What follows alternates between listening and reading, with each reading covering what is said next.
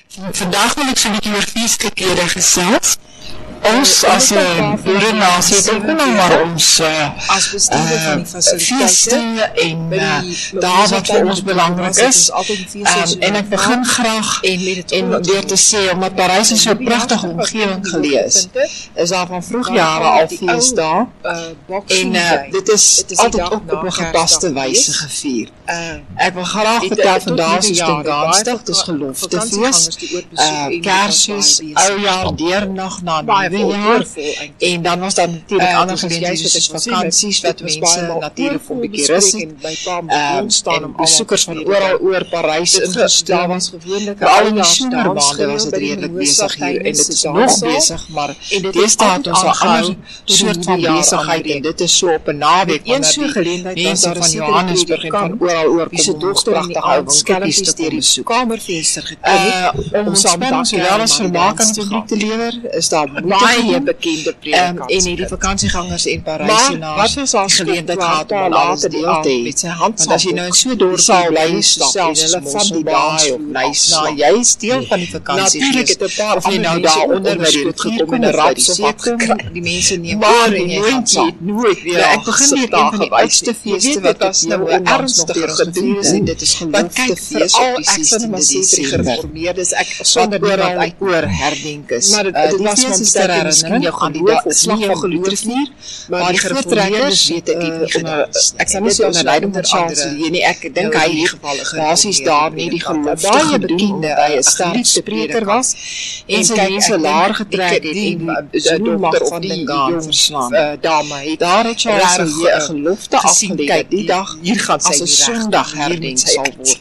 Want die die hele hele area area in in en om die die rivierfront as ook Steynseiland is altyd in die seisoen ek het op 'n pragtige foto van jy het my eendag ma dit afgesê gesê en dit het so en dit is met so 'n geloftefees so geneem atmosfeer op geskep. die Ek plaas kon nie glo Baken. dit was rooi, in die geel, Vredefort distrik. Witliggies, alles het Nou, op die plaas geblink wat ons die voorreg gehad het om te besoek. En dit was omdat 'n ons pragtige familie gehad het wat daar gebly. om die Was mense dit in 'n vir ons regte altyd feestelike stemming 'n belewenis as dit daar gesê was dat ons nou die dag bietjie by die Oliefenhoutbos, Olienhout, wat seker een van ons mooiste bome en duurste bome is, en daar was 'n bos. Nou die bos het in 'n interessante sirkelvorm gegroei en in die middel was hy oop. So jy was feitelik beskut van alle kante en daar is die saamtrek en dan gehou of die geloftefees daar. Ek dink selfs kerkpiknieks en so aan het my maale ook van vertel wat hulle uitgery het na die plaas toe. Nou, die bos gee wonderlike koelte en is in 'n sirkelvorm en jy neem jou kombers en jou mandjie en jy kom tot ruste.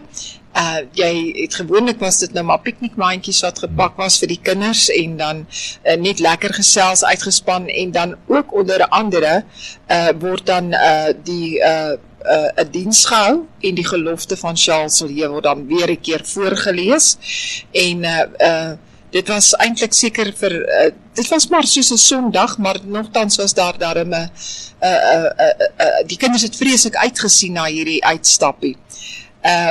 Die mense het van heinde en verre gekom en party het gekom per kapkar, per ossewa was selfs daar en dan was daar ook natuurlik nog die per fiets en te perd. So ja, daar was allerhande rytye en voertuie en goed daar te sien, behalwe ek dink daar was nie motorkarre nie, want dit was in 1923. Hier in Parys is die fees volgens my broer by die feesgronde gehou en daar was 'n saal waarin almal bymekaar gekom het en dan natuurlik het dieselfde prosedure plaasgevind, gelofte voorgelees en dan natuurlik gesellig met mekaar verkeer vir die dag daar by die rivier op die wal. Ons ander dag is natuurlik Kersdag, 25 Desember en dit is die dag waar ons die geboorte van Christus herdenk. Dit word saam met die gesin, die familie en vriende gevier en tradisie is dat dit begin met 'n oggenddiens by die kerk en natuurlik is daar dan die uitsien na die middagmaal wat na voorbereiding 'n voorbereiding van epidermiese proporsies was, want ek weet, daar is voor die tyd al, jy weet, beplan wat gaan gegee word, wat gaan gedoen word, en omdat dit dan nie 'n somer is, was baie mense geneig tot paar koue vleisie, slaaie, ek kan amper sê, vleispastytjies en wat ook. Ons was altyd gelukkig om, as ons kon, dit hier by my ouma Horren hulle te kom vier, en wat lemoen. En wat lemoen natuurlijk, ja, kyk, dit was jou pudding gewees daarna. Maar dit was altyd, jy moes altyd so 'n bietjie konservatief eet, want jy het geweet, iewers in die agtergrond dryf die gestoomde doekpudding rond, met die skoon geskropte tikkies daarin. En vir ons as kinders was dit natuurlik die grootste ding om na uit te sien, en hoeveel tikkies gaan jy kry, want kyk, 'n tikkie was geld werd daardie jare.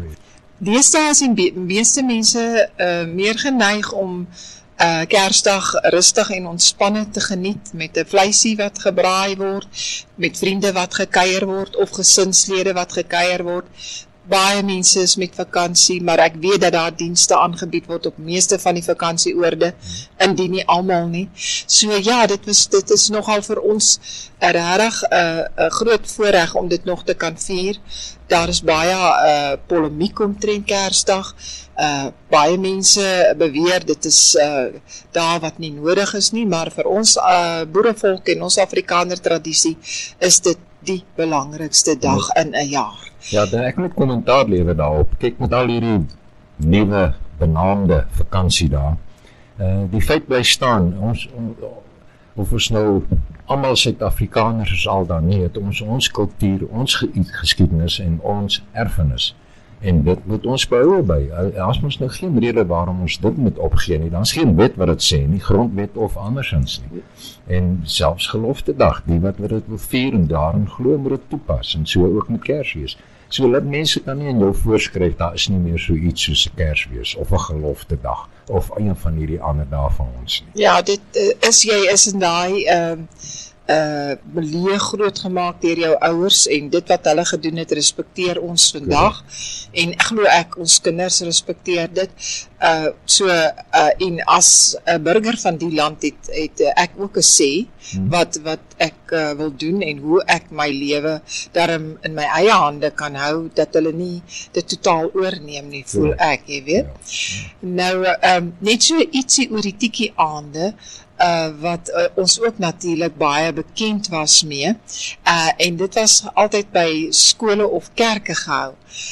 Nou, alle eetgoed op die aande het 'n tikkie gekos. En daar was koekies lekkers, puddings, jelly met vla, vrugteslaai, koeksisters, gemmerbier, en dan natuurlik ook die geliefde pannekoek. In sommige gevalle was daar speletjies te speel, soos visvang, en donkie se stert aansteek, en vele meer. Ek kan nie meer uit my kinderjare so goed onthou nie. Ek moet eerlik erken, daar was dalk 'n bietjie veerpyltjies gegooi, vertellings, en dan by sommige plekke was daar handwerk te koop, wat sekerlik 'n bietjie meer as 'n tikkie gekos het, maar deesdae word dit nou weer verander, want hierdie tikkie aande, dink ek, is eintlik geomskep in entrepreneursdae, deur kinders by die skole, waar hulle eie produkte bring, en dit dan daar verkoop, om hulle ook te leer om selfstandig te wees, veral onder die omstandighede wat ons vandag lewe. Moet jy maar uitspring en kyk, wat kan jy vir jouself doen, en nie wat iemand anders vir jou kan doen nie. Wat vir my vreeslik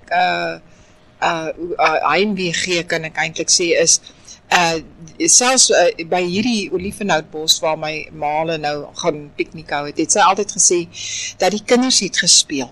Hulle het tussen daai bome deurgevleg en 'n wegkruipertjie gespeel, en hulle touches gespeel, en hulle het hulle flou gespeel, en dan naderhand dan op die kombersies of die goeder kom lê en 'n bietjie geslaap, en ja, dit was net 'n vrolike dag, en gesonde en in die oop lig, en ek meen lekker warm dag, want 16 Desember is van ons warmste weer wat ons dan het, maar soos jy sê, deesdae mis mens eintlik hierdie ding, dat kinders so half afgetrokke en heel op 'n plek rond staan. Jy weet dat hulle nou net nie Groot vir hulle tyd. ja.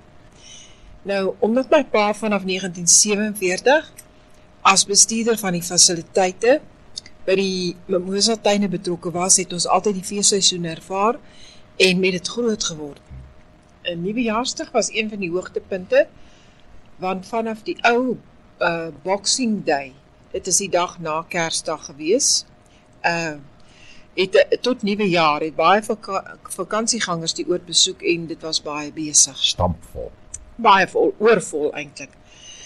Dis is juist wat ek wil sê, dit was baie maal oorvol bespreek en my pa moes bond staan om almal tevrede te hou. Daar was gewoonlik 'n oujaarsdans gereël by die Mimosa tuine se danssaal en dit het altyd aangehou tot die nuwe jaar aanbreek. Met een so geleentheid was daar 'n sekere predikant wie se dogter in die aand skelmpies deur die kamervenster geklim het om saam met haar kerel na die dans te gaan. 'n Baie bekende predikant se kind. Maar wat was haar skok toe haar pa later die aand met sy handsaambok die saal binne stap en hulle van die dansvloer afslaan. Ja. Natuurlik het 'n paar ander mense ook onderskoot gekom en 'n raps of wat gekry. Maar die noontjie het nooit weer haar gesig daar gewys nie. Jy weet, dit was nou 'n ernstige gedoente. Want kyk, veral ek sou net maar sê vir die gereformeerdes, ek sonder niemand uit nie. Maar dit was maar partykeer miskien jou geloof of nie jou geloof nie, maar die gereformeerdes weet ek het nie gedans nie. En dit was nou onder andere nou in hierdie geval 'n gereformeerde predikant, 'n baie bekende, 'n geliefde predikant. En kyk, ek dink die dogter of die jong dame het regtig gesien, kyk, hier gaan sy nie regkom nie, hier moet sy uit. Die hele area in en om die rivierfront, asook Steins-eiland, is altyd in die seisoen met gekleurde liggies versier. Jy het eendag dit gesê, en dit het so atmosfeer geskep. Ek kon nie glo, dit was rooi, geel, blou, wit liggies, alles het gewink en geblink in daardie jare. En dit was 'n pragtige gesig en die mense om die mense in 'n regte feestelike stemming te plaas natuurlik.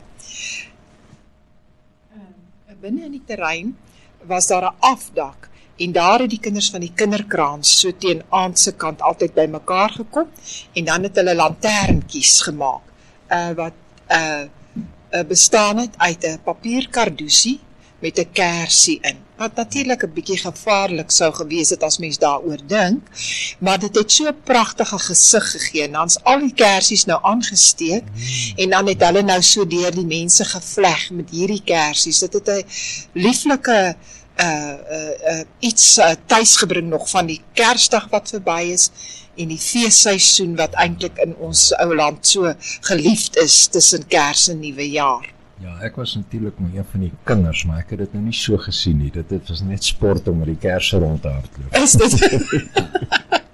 Nou,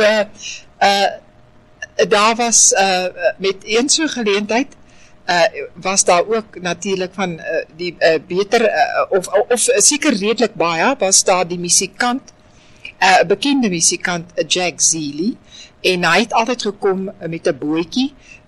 My pa het 'n bootjie en 'n roeier verskaf om op die rivier uit te gaan.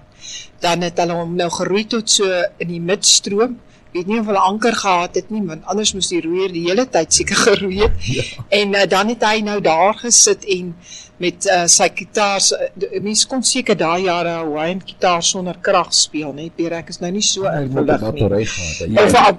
Ja, en dan het hy nou hierdie lieflike musiek gespeel. Die mense het daar by die dijk, waar die dijkplank gestaan het, altyd daar het hulle op die walle gesit, dit was maar soos amper so afloop na die rivier, toe so opgeboude wal. Dat hulle daar op die trappies gesit, en hulle het nou geluister na hierdie verskriklike mooi musiek wat uit van daai rivier so oor die water kom. En dit het altyd met die liggies, en dit het altyd tot laat aand, en dan mense het saam geneerie, saam gesing van die wal af. Dit was 'n feestelike atmosfeer. Nee, jy gee my nou sommer hier met 'n weemoed. Ek kan dit nou werklik onthou. Ek het nou al vergeet van dit. Baie dankie. En ek hoop ons luisteraars het ook so 'n paar van julle wat so 'n traantjie in die oog kry en dan terugdink aan daai wonderlike dae. Nou, mense soos Jim Miller het natuurlik ook gereeld 'n draai kom maak in Parys en hy was natuurlik die welbekende persoon met sy vreeslik bekende en eintlik beroemde keurspel en hy kon so lekker speel, jy kon in vervoering raak. Ek het altyd gesê as ek kan klavier speel, wil ek soos hy speel, want hy het van die een na die ander oorgegaan en dit was net absolute fees om na daardie man te luister. Hy was baie bekend in daai jare. Ja, hy was reg deur die land. Die Malemele het natuurlik ook gereeld die tuine besoek en ek het 'n vorige geleentheid kort daaraan geraak en omdat my pa so baie moeite gedoen het om te help met die plasing en die op- en afslaan van die speelpark het hy gewoonlik 'n rol met kaartjies gekry. Ons kinders kon dus verniet op al die rittery wat ons ouderdom toegelaat het. Nou ek en my suster Anna se grootste uitdaging was om sonder dat iemand ons sien by die perdjies se rondom talie op te sluip en dan verniet in aanhalingstekens te ry, deurdat ons onder die bankies, waarop die ouers moes sit om naby hulle kleuters te wees in geval van nood, te kon wegkruip.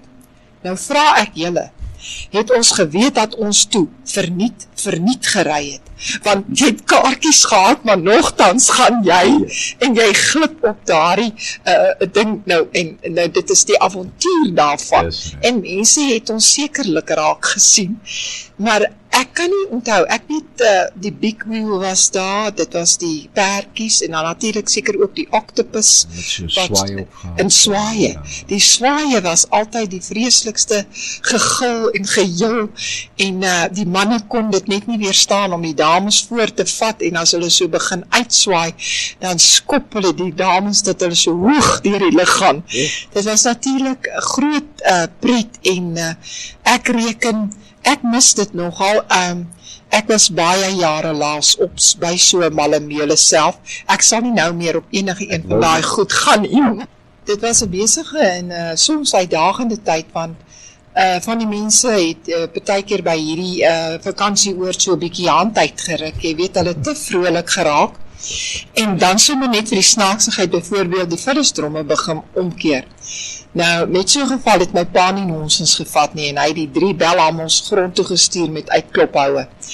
Nadat hulle toe nou met water nat gegooi was en bygekom het my pa hulle al die goed wat hulle uitgegooi het laat optel en dit teruggooi in die dromme. Dit het nie gou weer gebeur nie. En al wat my pa van dit oorgehou het nadat hy nou hierdie deftige vyshoue geplant het daai aand, is hy het 'n ganglion, 'n skeur in sy spier gekry en dit het 'n vreeslike groot knop op sy hand gevorm, 'n geweldige groot knop, groter as 'n cricketbal, as 'n golfbal. Nou, die mense se reaksie altyd was om Koos Marits met die hand met die knop op.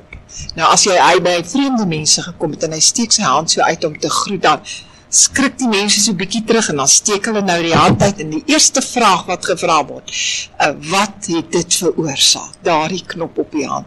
En hier was 'n dokter Spies gewees en dokter Spies was altyd so gefascineer deur die knop op my pa se hand.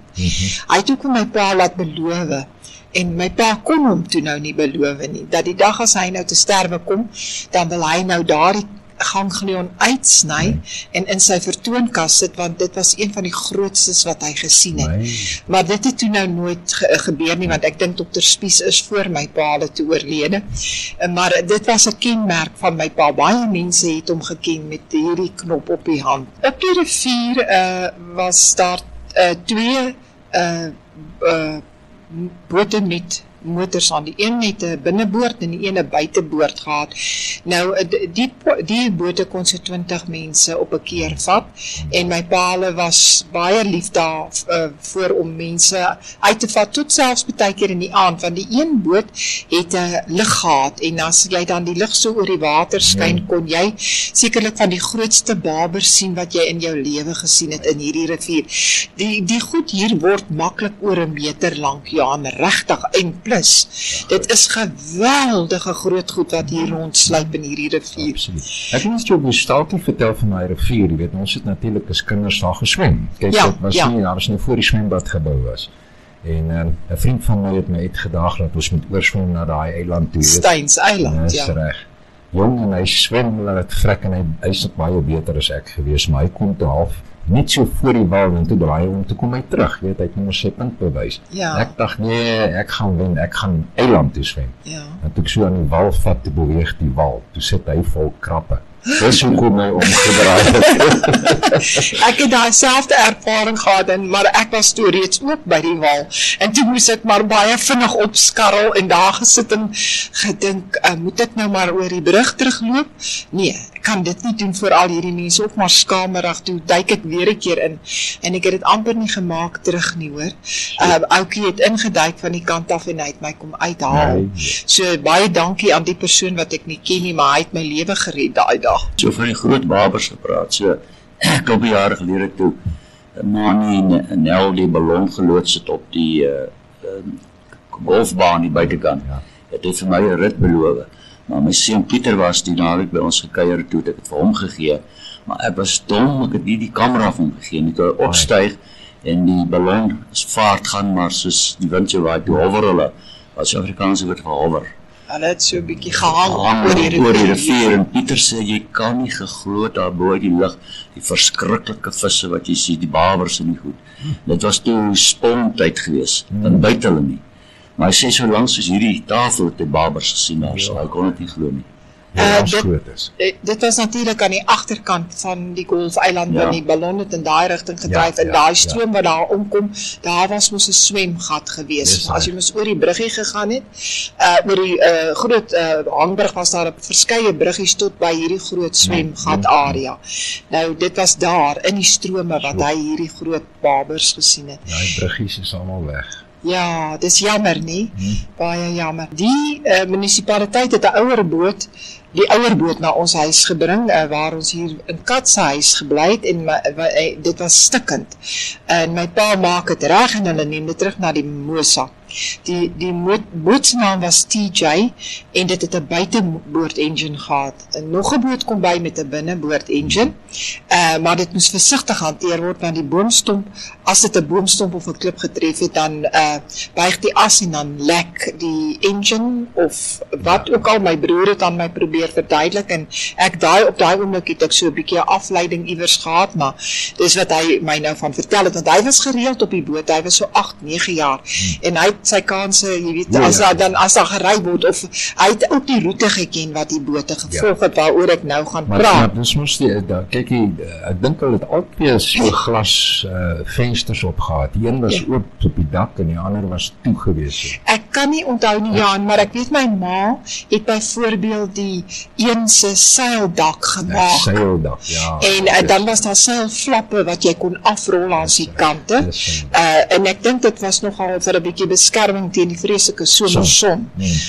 Nou my ma het al daardie op 'n singerhandmasjien, 'n singer trapmasjien model gemaak. En nou die roete wat hulle gevaar het, loop dan tot by die Riviera stroom op, en dan gaan dit tussen twee kleinerige eilande deur, 'n sloep, en dan tussen Bos en Bok eiland om te draai. En hulle vaar dan rivier af aan die agterkant van Steins Eiland verby, tot onderkant Steins Eiland, net voor die keerwal. Keerwal, ja. Ja, nou daar draai hy nou weer. Nou die bopunt van Bos Eiland was genoem Fisherman's Dream, en daar het my pa 'n Vrystaat rekord volskip karp gevang. Dit het 38 pond geweg. En my broer was daarbey betrokke.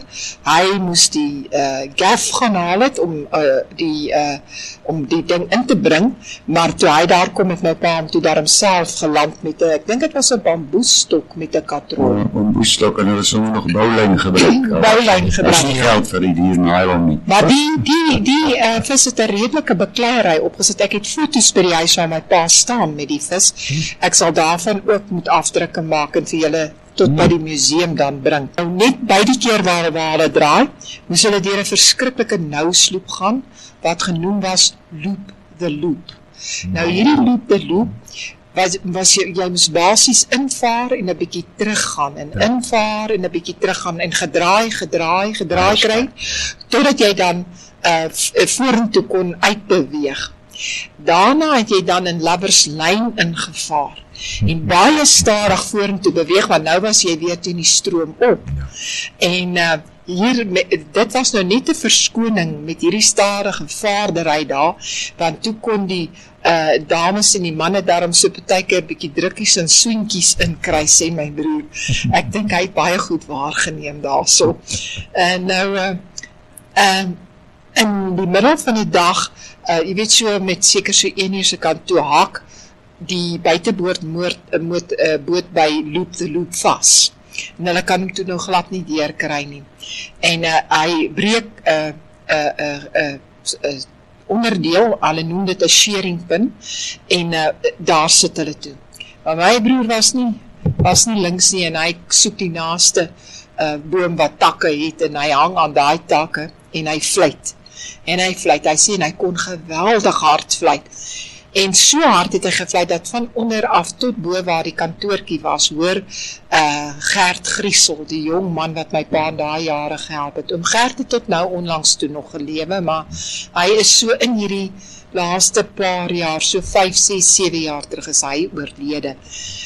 Toe hoor hy hulle roep, en hy kom toe met 'n roeiboot, maar hy was 'n vreeslike fris geboude man. En hy is nou in die roeiboot, en hy haak hierdie boot, en hy roei daai boot deur daai sloep uit tot by die vassmeerplek. Gedurende 1945 was daar 'n vreeslike vloed, en dit het veroorsaak dat mense moes kom help om sandsakke voor die Riviera Hotel te pak, want die water het oor die wal gestoot, en jy weet Johan, daar by die Riviera is die wal nogal bietjie hoog, as jy nou in die terrein in beweeg. Die rivier oor die algemeen, by Lindekoeisdrif, het ek al gesien, is baie, baie erg en groot, en hoog. Ons het baie daar gaan visvang, en dit is seker maklik so in die rigting van 4-5 meter af, tot jy by die watervlak kom, en styl af met op party plekke. Hulle het in elk geval, my pa het toe later moes kyk om die brug na Steins Eiland, wat toe nou verspoel is, te herbou, en in 1949 herbou my pa met werkers en van sy personeel dit, en dit was nou een van die goeie dinge, want die brug was baie bekend oor na Steins Eiland. Mense het eintlik daai stappie altyd geniet om daar oor die brug te loop en bietjie op die stroom af te kyk en dan nou op die eiland bietjie rond te loop. Die kinders het altyd gehardloop, hulle het nie geloop oor daai brug. En die brug was veilig gemaak met oogiesdraad aan die kante, so jy het heel veilig gevoel met jou kinders of wat ook al. Die rondavels onder by die feesgronde, daar waar die huisie daar op die hoek staan, ons het daar gebly. En dan was daar 3 terrasse af, reg teen aan die pad wat dan nou daar onder die buig maak, en op daai 3 terrasse was 3 rondavels gebou, en die een se naam wat my broer kan onthou was Pelgrimsrus, wat my so verskriklik mooi is, en ek hoop hulle het party van die huisies dalk Hawkeye of Uitspan of iets van die aard genoem, maar hulle het name gehad, ek kan nie onthou, want ek was nog nie in die skool nie, ek was 5 of 6 jaar oud, maar dit was van my vroegste herinnering, ek kon die rondavelhuisies onthou, en dan, daar was 'n bloekombos wat vir my as kind natuurlik vreeslik groot was, aan die agterkant van die huis af, ook afgeloop na die spruitjies se kant toe, en dan as jy nou deur die bos beweeg het, dan die volgende groep huise begin, rondaveltjies, met hulle ablisieblok, en tot onder by die paddling pool, wat ek altyd sê, want jy weet die Engelse terme, ek sal maar sê die splas swembaadjie, daar het jy altyd, die huise, die rondavels was nie ver van dit af nie, was amper op dit, baie naby aan dit gebou. My pa vra toe, uiteindelik kry hy toe dit nou reg, en hy vra toestemming, dat hulle daar by die ingang wat nou na die nuwe, na die huise gaan nou, die woonstelletjies sal ek sê, dat hy daar begin bou, en hulle gee toestemming vir 3 chalets om gebou te word, in my pa se tyd nog voor 1950 en my oupa Horn kry die kontrak want hy was 'n messelaar gewees. En hulle bou daardie 3 woonstelle daar en daarna het dit natuurlik uitgebrei, meer woonstelletjies, daar's 'n grasdak lapa opgesit, daar's 'n saal gebou, daar's nuwe geriewe gebou. Maar nou ja, soos ons nou maar weer eens kan sê, wat het nou daarvan oorgebly? Ja. Want die Mimosa restaurant het ook in die slag gebly intussen tyd. Ek weet nie eens of daar iemand is wat iets aanbied daar nie. Wat die plan nie dit is, weet nie een van ons nie. Ons gaan maar so met die gety saam, lyk dit my op hierdie stadium. Ek dink as jy ooit 'n wederstrewige raad gehad het, dan was dit Parys raad daai jare. Van my pa sê, as jy iets wil voorlê, dan sal daar altyd 'n stryery ontstaan. Hy sê, jy kon net gevra het omtrent vir 'n boksie vierhoutjies, dan sal hulle nou eers moes besluit het oor dit. Ja. En toevallig toe kom daar 'n Duitse dame vir 'n nag oorbly in. Ek dink dit was seker daar by Pelgrimsrus, hulle se rondaweltjies. En dit was baie, baie primitief. Ekskuus dat ek dit nou so uitdruk. Daar was 'n kassie in, daar was 'n laaikas in, daar was 'n tafel met 2 stoeltjies en dan was daar 'n ysterkateltjie met 'n klapperaar matras in. Ja. En die mense kom nou van Duitsland, is 'n bietjie meer gewoond en hulle het nou die nag daar gespandeer want hulle moes oorbly.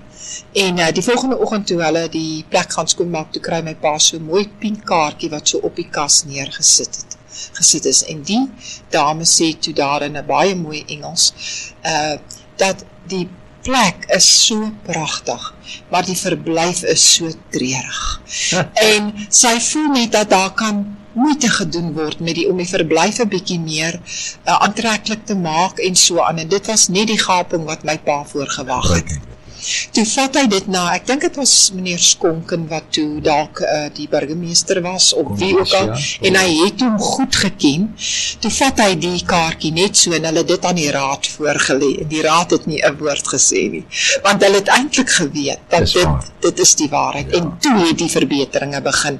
Daar's kombuisies aangebou, daar's eie toiletgerief aangebou, en dit het baie beter gelyk en beter gegaan. Daar was daarom ook hier in ons ou dorpie op daardie jare, die bioskoop. Ja. En ek dink dit het ook 'n bietjie afleiding gegee aan vakansiegangers, maar definitief aan ons mense wat hier gebly het, want ek glo dat baie van ons het een of ander tyd na 'n fliek gaan kyk in die bioskoop. En dit was onder die bestuur van Issy Tiger, en hy het natuurlik die films gewys en die seker 'n bietjie die beheer gehad en die finansies gehad om dit so 'n bietjie te bestuur. Kinders het 7 pennies betaal om in te gaan, en dit was op Saterdagmiddag en is matinees genoem. Ek seker die matinee onthou wat dit genoem was. Daar die meeste van ons het natuurlik gegaan om die soos hulle sê, die trailers te kyk. Jy onthou, jy moet hom elke week kyk om op datum te bly, en dit was natuurlik Roy Rogers met Silver, sy perd, en Tonto, en Tarzan, en daar was sekerlik baie ander goed wat ek nie kan onthou. En die trailers was nou altyd aan die begin van die sessie van die matinee gehou, voor pauze, en ons kon nie wag vir die volgende episode om van die films te sien nie. En dan was daar natuurlik, ek dink dit was net voor pauze, was daar African Mirror. Kan jy onthou, dan kom al die nuus van die buiteland af, en daai nuus was redelik jy weet, op die kool, vars. Ek weet nie hoe hulle dit hanteer nie, of hulle dit ingevlieg het, of dit is natuurlijk op filmrolle gewees, maar of hulle dit iewers dan by mekaar gevoeg het en saamgestel het om die African Mirror, wat het begin met so'n drom geslaan, en dan een gamewysie en prentjies wat flits. Maar kan ons sê, ek dink hulle het daai tyd by Irene Studios gemaakt, daar in Pretoria. Gewoonlik, ja, daar was 'n groot atlas laboratorium waar die films kon gemaak het. Ja, maar ek het die idee, African Mirror was daar aan mekaar gesit aanvanklik. Dis reg, ja. Nou, dan net na pauze, dis nou interval wat hulle dit genoem het Isie altyd die ligte gedoof vir 'n paar minute en dan het hy uitgestap gekom met 'n flits en dan met die flits rondgeskyn op die mense wat in die stadsaal nou gesit het. En as hy nou so op iemand lig en die flits kom tot stilstand, dan wen daai persoon 'n prys. En eendag, toe was my broer nou met 'n nuwe noontjie, my oudste broer, jong, hy was baie snaaks, hy was eintlik 'n bederfde kind, want hy was 7 jaar alleen voordat my tweede broer gebore is, en almal het hom so, jy weet, absoluut, hy was nou net omtrent koningskind gewees. En nou, in sy later jare het dit ook baie keer deurgeskemer, maar onder andere het hy toe nou 'n pragtige meisie ontmoet. Ek dink hy was seker so 17 of 18 jaar op daai stadium. En hulle sit toe nou die dag in die fliek en hier kom die flits nou toe op sy noontjie te lande. En my broer was so ontstel. Hy wou net vir Isie Tiger gaan aanvat, dat hy dit nou kan waag, om nou hier sy meisie, jy weet nou, daar uit te lig. Maar ek dink het was meer uit jaloesie as enigiets anders te hoor. Eerste en enigste fliek wat ek gaan kyk het was The Red Shoes. En dit was vir 'n balletdanseres wat met rooi satijnskoene gedans het. Ek kan dit so goed onthou. Want sy het altyd so, dit het begin, waar sy so jy weet, op haar tone kom en dan spring sy in die balletskoene en dan begin sy met haar vertoning. Daar is toe natuurlijk 'n liefdesverhaal ingeweef en toe die man haar verlaat en per trein vertrek, klim sy op 'n brug en spring bo op die trein. Met die gevolg dat daar toe nou 'n tragedie hier thuis ontstaan. Daar was natuurlijk flieks soos my broer het hier reis, hy kry sommer nog sulke koue rillings, sê hy, want as kind is alles mos vir jou erger. Frankenstein, Meets the Wolfman gesien, Robinson Crusoe, King Solomon's Mines was daardie jare baie bekende fliek, ek het Little Women later in my jare eers gesien, Gone with the Wind, ek weet nie of die ooit hier gewees, maar ek weet dit was flieks wat in daai jare gedraai het. So daar was regtig 'n aantrekking en iets om te doen op 'n Saterdagmiddag. Die stadsaal was natuurlijk nou nie seker net uitsluitend vir sulke, vir die fliek en so aangebruik. Dit was vir allerhande byeenkomste sekerlik gebruik, wat ek nie my sal oor kan uitlaat, want ek het nie eintlik daarvan kennis nie, maar dit was ook volgens my broer gebruik vir kooruitvoerings van die Paradys Laerskool. En toe my broer in standaard 6 was ons toe alreeds verhuis na Vanderbijl en toe na Vereniging, en het ek eintlik daar groot geword, maar soos hy maar sê, altyd kom jy terug na waar jou wortels al ingeslaan was daardie jare. Al die ouers kon dit bywoon, en toegang was 2.6 per kaartjie, en omdat ons toe op Vereniging was, het my oupa Horren die aand gegaan kyk toe my broer gesing het.